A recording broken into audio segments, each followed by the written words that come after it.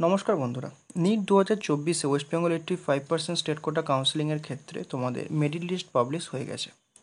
তো merit list থেকে তোমরা নিজেদেরকে তোমাদের আগের ভিডিওতে যেরকম বলেছিলাম যে ক্যাটাগরি র্যাঙ্কটা দেখে নেবে, তো সেই ক্যাটাগরি র্যাঙ্ক তোমরা দেখে নিয়েছো। এবং এখন যেটা মূল বক্তব্য যে তোমাদের কাট অফ কী যেতে পারে এবং কতটা রেঞ্জে থাকতে পারে, আমরা মূলত এই ভিডিওটাতে আগের ইয়ারের অর্থাৎ 2023-এর এবং জেনারেল ক্যাটাগরির ক্ষেত্রে 2022-এর ডাটাটা তোমাদের সামনে তুলে ধরবো এবং সেখান থেকে তোমরা বুঝতে পারবে যে কাট অফটা কোন রেঞ্জে বছর যেতে চলেছে। আর এই ভিডিওতে আমরা ক্যাটাগরি ওয়াইজ কিন্তু এমবিবিএস সিটস, যেগুলো গভর্নমেন্ট এমবিবিএস সিট, সেগুলো কিন্তু আলোচনা করে নেব।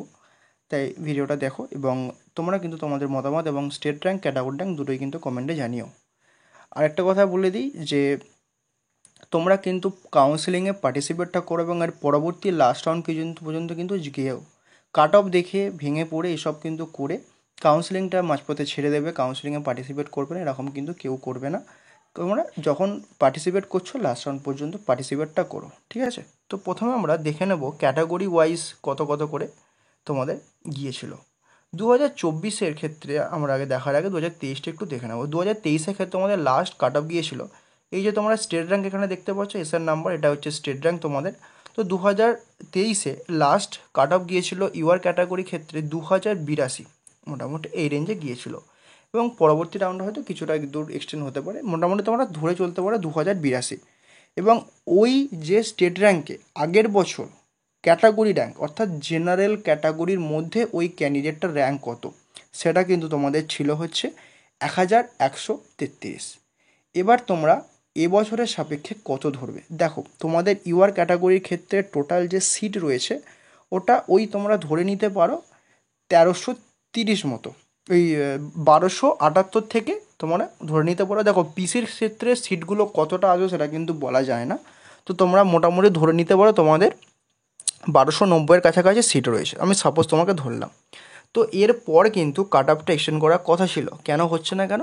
কারণ OBC A, OBC B, EWS যে সমস্ত ক্যান্ডিডেটগুলো ওপরের দিকে রয়েছে, ধরো একটা ওবিসি বি ক্যান্ডিডেট, সে তার র্যাঙ্ক যা র্যাঙ্ক, তো সে কিন্তু এসএসকেএম তার ফার্স্ট প্রায়োরিটি এবং সে কিন্তু সেই কলেজটা অ্যাজ এ ইউআর ক্যাটাগরি পেয়ে যাবে। তখন তো তার ওবিসি বি ক্যাটাগরি বা ওবিসি এ ক্যাটাগরির সিটটা ইউজ হলো না, তখন কিন্তু ইউআর ক্যাটাগরি একটা সিট ওখান থেকে কেটে গেল। মানে যে ছেলেটা বা যে মেয়েটা, যে ক্যান্ডিডেটটা ইউআর ক্যাটাগরিতে ছিল, সে কিন্তু ওই সিটটা একটা পেলো না। বুঝতে পারলে নিশ্চয়ই? এভাবে কিন্তু ইউআর ক্যাটাগরির সিট যা, তার থেকে কিন্তু তার ক্যাটাগরি র্যাঙ্কের কম কাট অফ গিয়ে থাকে। এটা কিন্তু সমস্ত ক্যাটাগরি থেকে পুরো ব্যাপারটা উল্টো হয়, ঠিক আছে?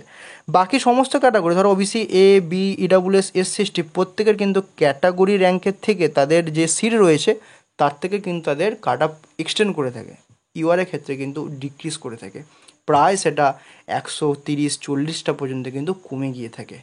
বুঝতে পারলে মানে কতটা পরিমাণে সিট কিন্তু অন্য ক্যাটাগরির স্টুডেন্টরা অ্যাজ ইউআর অ্যাডমিশান নিয়ে থাকে, এই ঘটনাটা ঘটে থাকে। তাই ইউআর ক্যাটাগরির ক্ষেত্রে তোমাদের ক্যাটাগরি র্যাঙ্ক মোটামুটি তোমরা ধরে নিতে পারো 1200-র মধ্যে যদি থাকে, মোটামুটি একটা মানে 1200 কী বললাম, ইউআরের 1200 যেন স্টেট র্যাঙ্ক ধরে নিও না, এটা কিন্তু তাহলে খুব একটা ভয়ঙ্কর ভুল হয়ে যাবে।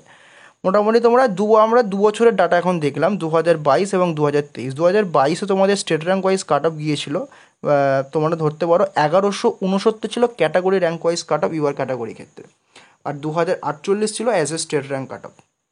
এবং তার সাপেক্ষে তোমরা যদি এবছরে মানে মেলাও তাহলে কিন্তু আমরা দেখতে পাবে। এবং 2022-এ ছিল 1169, 2023-এ হলো 1133 এবং 2024-এ তোমরা ওই 1200-র মধ্যে একটা ধরে নিতে পারো।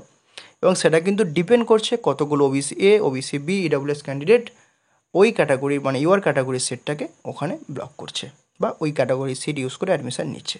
এবার আমরা রেসপেক্টিভ ক্যাটাগরিতে আসবো। ওবিসি এ ক্যাটাগরির ক্ষেত্রে স্টেট র্যাঙ্ক ছিল 2099, লাস্ট আগের বছর 2023-এর কথা আমরা বলছি, এবং তার ক্যাটাগরি র্যাঙ্ক ছিল 524। ওবিসি এ ক্যাটাগরির স্টুডেন্টরাই কিন্তু ম্যাক্সিমাম ইউআর ক্যাটাগরির সিট ইউজ করে অ্যাডমিশন নিয়ে থাকে উপরের দিকের ক্যান্ডিডেটরা, তো সেক্ষেত্রে কিন্তু কাট অফের ওপর ইম্প্যাক্ট পড়ে ইউআরের ক্ষেত্রে। তাই দেখো না, ওবিসি এ ক্যাটাগরি তোমার ক্যাটাগরি সিট তোমার মোটামুটি তুমি ধরতে পারো 305 থেকে 9-এর কাছাকাছি, তো সেক্ষেত্রে কিন্তু এক্সটেন্ড হচ্ছে 524। কী করে সম্ভব এটা? একমাত্র সম্ভব হচ্ছে তারা ইউআর ক্যাটাগরি সিটটাকে ইউজ করছে বলে উপরের দিকের ক্যান্ডিডেটগুলো।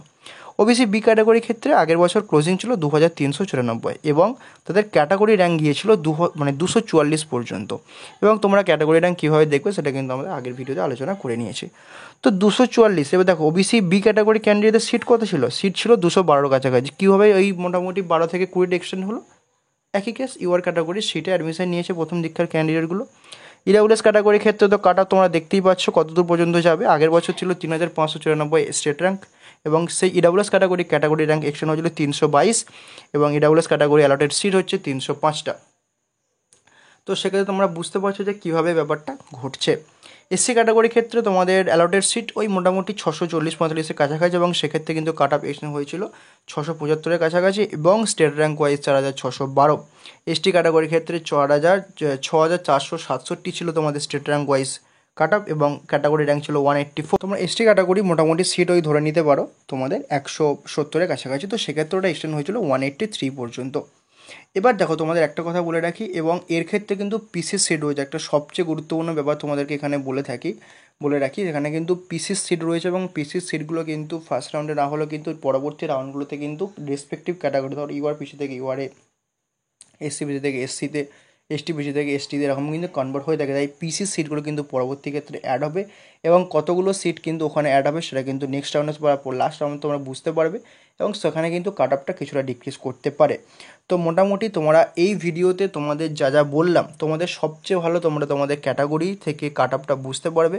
তোমরা আমাদের এই ডাটাগুলোকে লিখে নাও বা কালেক্ট করে নাও। সেটা হচ্ছে ইউআর ক্যাটাগরির ক্ষেত্রে আগের বছর 1133, ওবিসি এ এর ক্ষেত্রে 524, ওবিসি বি এর ক্ষেত্রে 244, ইডাব্লিউএস এর ক্ষেত্রে 322, এসসির ক্ষেত্রে 675, এসটির ক্ষেত্রে 184। এগুলো কিন্তু রাফলি গিয়েছিল category rank wise cut of.